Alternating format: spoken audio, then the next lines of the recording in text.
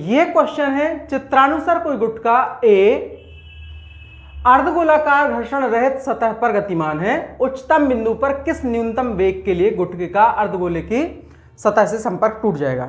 मतलब ये गोला कहीं ऐसे आ रहा होगा, कोई वस्तु ऐसे आ रही है, इस पे यहां बिंदु ए पर क्या न्यूनतम वेग होगा ताकि यहां कांटेक्ट टूट जाए। तो बच्चों क्या करना पड़ेगा, जैसे मान लो ये हमने एक सतह ले ली, यहां पे कोई वस्तु है जिसका वेग क्या है v, तो नीचे की तरफ क्या लग रहा होगा बच्चे, उसका भार mg, ऊपर की तरफ लग रहा होगा अभिलंब प्रतिक्रिया बल n, और बच्चे केंद्र यहाँ है नीचे की तरफ, है ना, तो अभिकेंद्री बल नीचे तरफ लगना चाहिए। तो ये क्या हो जाएगा बच्चों, mg माइनस n बराबर mv²/r।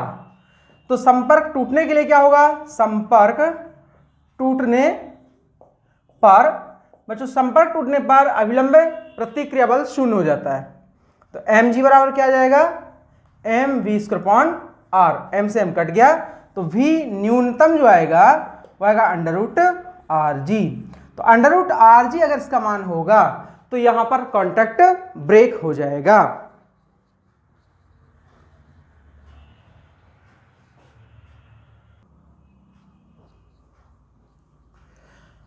देखिए बच्चों, ये क्वेश्चन है, कण v बराबर 5i - 3j + 6k मीटर प्रति सेकंड के वेग से गतिमान है, बल इतना लग रहा है 10i cap plus 10j cap plus 20k cap. क्या पूछा गया, इस बल द्वारा कण को प्रदान की जाने वाली तात्क्षणिक शक्ति क्या होगी। ठीक है, तो देखो बच्चों कैसे करेंगे इस क्वेश्चन को। जो शक्ति होती है जब बल और वेग दिया हो तो बच्चे पावर इक्वल होता है vector F dot vector v, अदिश गुणनफल होगा बल और वेग का। तो ये आ जाएगा P बराबर F है अपना 10i cap plus 10j cap plus 20k cap dot, ये हो जाएगा 5i cap minus 3j cap plus 6k cap. ठीक है, तो बच्चों ये आएगा, इसका 10 का इसमें गुणा होगा 10 × 5 प्लस इस 10 का इस 3 में होगा 10 × -3 प्लस 20 × 6, तो आ जाएगा 50 - 30 प्लस 120, तो हो जाएगा ये बच्चा 140 वाट। ठीक है, तो मतलब ये है कि ये बल कितना पावर दे रहा होगा, इसको 140 वाट का पावर दे रहा होगा। ओके,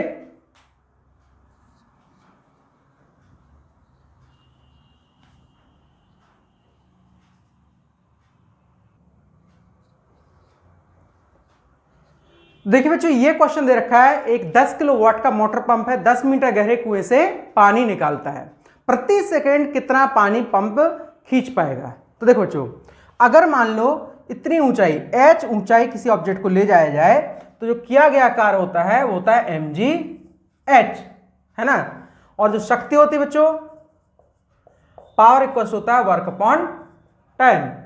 तो यहां पर यह आ जाएगा mgh/t, और पावर दे रखा बच्चों हमें 10 किलोवाट, 10 किलोवाट मतलब 10 × 10³ वाट। ठीक है, m हमें निकालना है, तो बच्चों 10 × 10³ इक्वल्स टू ये आ जाएगा हमारे पास, m हम लिख देते हैं, इसको 10 ही मान लेते हैं, h ले लेते हैं कितना 10 मीटर, और प्रति सेकंड की बात करें तो m/t हम निकाल लेंगे। तो बच्चों यहाँ से क्या होगा, 10 और 10 कट जाएगा, m/t आ जाएगा 10⁻² kg/सेकेंड, मतलब एकांक समय में कितना द्रव्यमान निकलेगा 10⁻² kg, 100 kg/सेकेंड। ठीक है, तो यहाँ ये पंप पानी को ऊपर ले जा रहा है, कितनी ऊंचाई ले जा रहा है, h ऊंचाई। ठीक है,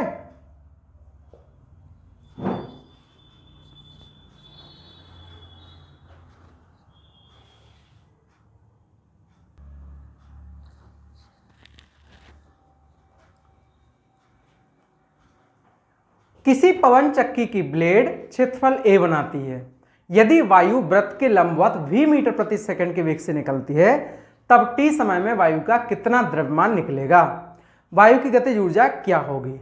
यदि पवन चक्की 25% पवन ऊर्जा को विद्युत ऊर्जा में बदलती है तब कितनी विद्युत शक्ति उत्पन्न होगी। ठीक है, आपको क्षेत्रफल दे रखा है 30 मीटर स्क्वायर, वेग दे रखा है 36 किलोमीटर प्रति घंटा, घनत्व ये दे रखा है, ठीक है। तो बच्चों देखो, जैसे मान लो ये पवन चक्की की ब्लेड है, ठीक है, राइट, और ये जो क्षेत्रफल बना है ये, यहां से कितनी हवा निकलेगी ये हमें देखना है ना।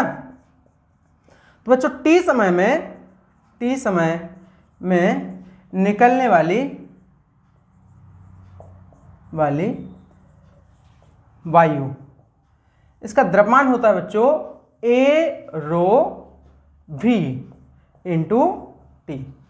तो बच्चों इतना द्रव्यमान प्रति सेकंड निकलेगा।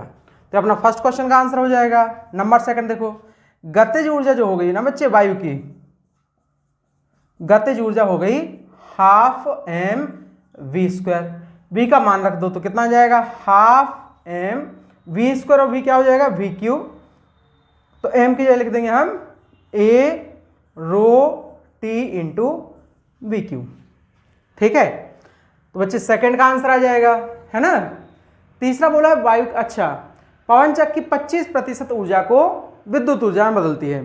तो अच्छा तीसरे में क्या आएगा, विद्युत ऊर्जा जो उत्पन्न होगी ये होगा बच्चे 25%, 25/100 गुणित 1/2 A rho T into v का क्यूब। तो बच्चे ये विद्युत ऊर्जा होगी, इसका आंसर किस में आएगा वॉट में, ठीक है। तो यहां आपको इसको सॉल्व करना पड़ेगा।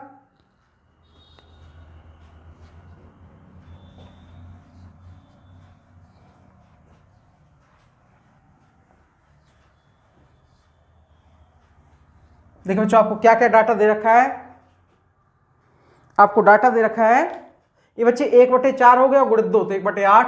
तो विद्युत शक्ति जो होगी पावर, इलेक्ट्रिकल पावर क्योंकि 1/8 है ना।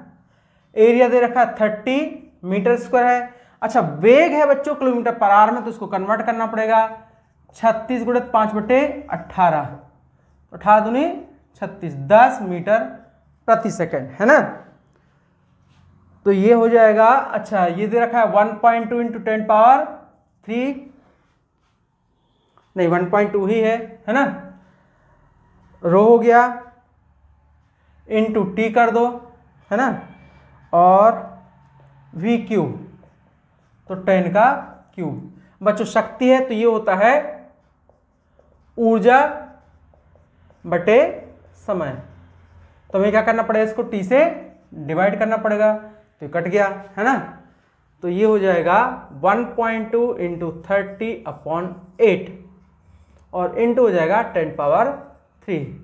इसको काट देते हैं, 4 दूनी 8, तो 0.3 हो जाएगा, ये आएगा 15, 4.5 इंटू 10⁻3 वॉट, है ना, या 4.5 किलोवाट, है ना। ये बच्चे इसका आंसर आ जाएगा।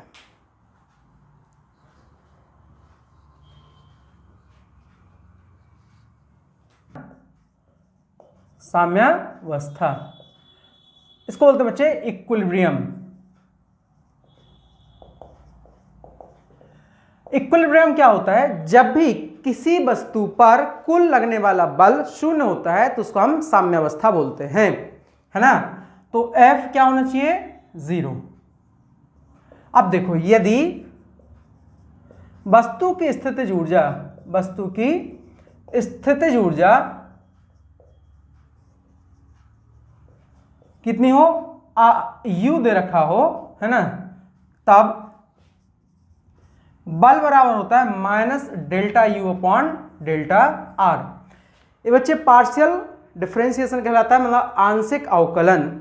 आप नीट लेवल पे हैं तो आप इसको ऐसे भी लिख सकते हो, F बराबर -DU/DR, ठीक है। अब देखिए अगर हम बोलें कि साम्यावस्था है तो साम्यावस्था में क्या करेंगे, इसको 0 कर देंगे। आता है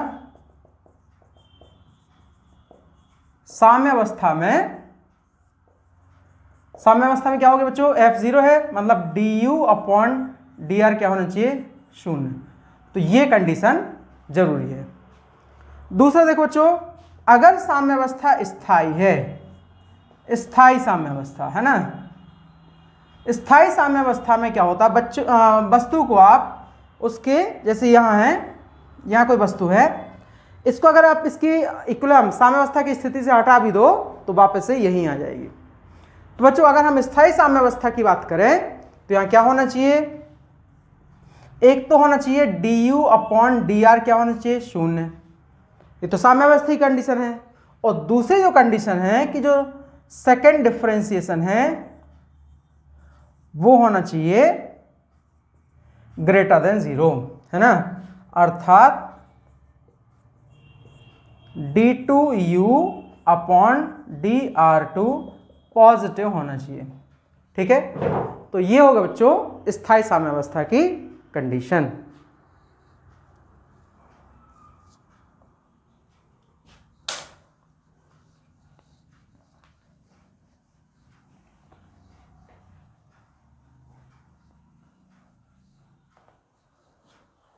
इसके बाद देखिए दूसरा होता है बच्चे अस्थायी साम्यावस्था। अस्थायी साम्यावस्था, ठीक है, इसको बोलते हैं अनस्टेबल इक्विलिब्रियम। इसमें क्या होता है, जैसे कोई सतह ऐसी है इस तरीके की, कोई वस्तु यहां रखी हुई है, तो बच्चों ये रखी हुई है तब तक तो ठीक है, अगर इसको यहां से डिस्टर्ब कर देंगे तो फिर वापस यहां नहीं आ सकती। तो बच्चे इस टाइप की साम्यावस्था को क्या बोलते हैं, अस्थायी साम्यावस्था है। यहां पर क्या होता है, बल तो शून्य होना चाहिए, F क्या होना चाहिए, 0। इसका मतलब है कि जो अवकलन है du/dr क्या होना चाहिए, 0। ठीक है, लेकिन दूसरी कंडीशन क्या होती है, जो d2u/dr2 है ये 0 से कम होगा। 0 से कम होने का मतलब है ऋणात्मक होगा। ठीक है,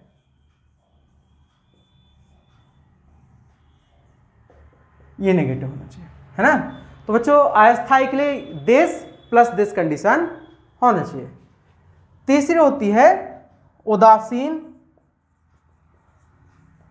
या प्राकृतिक साम्यावस्था।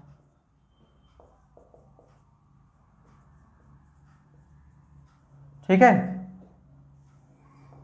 इसमें बच्चों कोई प्लेन सरफेस है, यहां वस्तु रखी हुई है, अब इसको तुम जहां भी रख दोगे वही रह जाएगी, है ना। इसको उदासीन प्राकृतिक मतलब नेचुरल इक्विलिब्रियम कहा जाता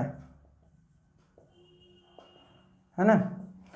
इसमें क्या होगा, इसमें बल तो शून्य होना चाहिए, मतलब du/dr होना चाहिए 0, तथा साथ में क्या होना चाहिए, d2u/dr2 भी 0 होना चाहिए। ठीक है, तो ये बच्चे साम्यावस्था की कंडीशन है।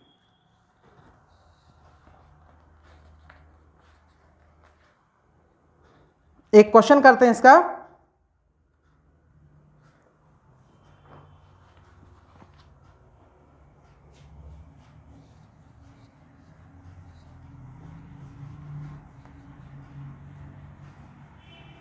देखिए क्वेश्चन है, यदि किसी वस्तु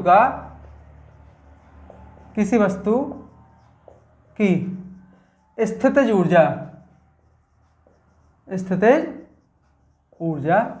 u बराबर क्या है, a/x⁻12 - b/x⁻6। तो पूछा गया बताइए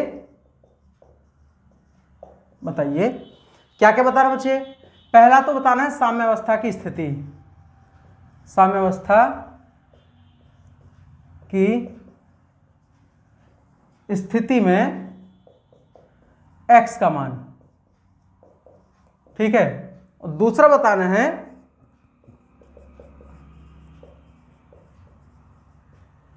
साम्यावस्था, है ना,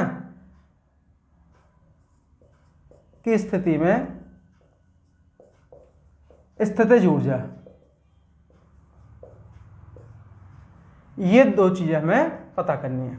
ठीक है, देखो बच्चों यहां x का फंक्शन है, u x पे निर्भर कर रहा है, तो हम क्या बोलेंगे, साम्यावस्था में जो du/dx होगा क्या होगा, 0। तो बच्चों इसका मतलब क्या है, आप कर सकते हो d/dx, u का मान रख दो a/x⁻12, इसको कर दो 0। तो बच्चों ये आ जाएगा, a आ गया बाहर, d/dx यहां आ गया x⁻−12 माइनस b आ गया बाहर d/dx x⁻−6 बराबर 0।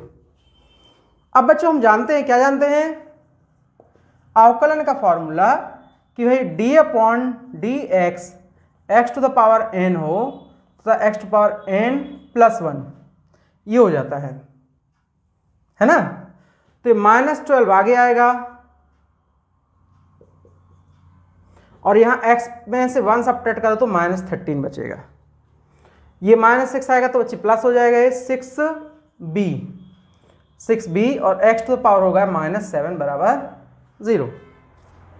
अब आप ऐसा कर सकते हो कि इसको ले जाओ -12, इसको राइट साइड ले जाओ तो आ जाएगा 6b x to the power -7 बराबर 12a x to the power 13। ठीक है। अब बच्चों जब ये यहाँ मल्टीप्लाई में यहाँ आएगा है ना, यहाँ -13 है ना, तो यहाँ ये पावर प्लस हो जाएगी। तो देखो क्या आएगा, x to the power -7 plus 13 बराबर 12a और अपॉन 6b। तो जो 13 में से 7 गया, क्या आ जाएगा ये, x टू द पावर 6 बराबर 2a अपॉन b। तो x आ जाएगा अपना 2a अपॉन b, ये आ जाएगा 1/6। ये होगी बच्चों साम्यावस्था की स्थिति। ठीक है, उसमें x का मान।